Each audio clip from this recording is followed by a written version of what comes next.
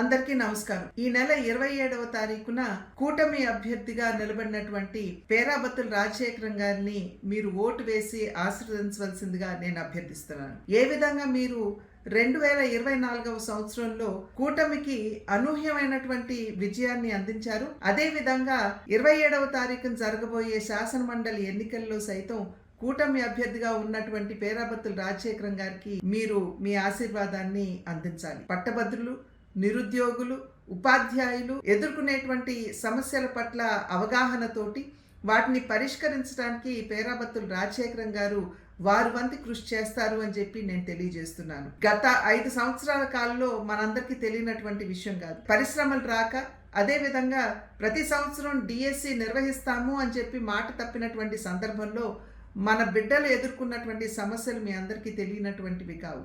కనుక అటువంటి సమస్యల్ని సైతం పరిష్కరించడానికి ఖచ్చితంగా పేరాబత్తుల రాజశేఖరం గారు అంకిత భావంతో పనిచేస్తారు అని చెప్పి మీ అందరికీ తెలియజేస్తూ 27వ తారీఖున జరగబోయే శాసనమండలి ఎన్నికల్లో మొదటి క్రమ సంఖ్యలో ఉన్నటువంటి పేరాబత్తుల రాజశేఖరం గారికి మీ మొదటి ప్రాధాన్యత ఓటును వేసి వారిని ఆశీర్వదించవలసిందిగా కూటమి తరఫున, భారతీయ జనతా పార్టీ తరఫున మీ అందరినీ కూడా నేను అభ్యర్థిస్తున్నాను. నమస్కారం.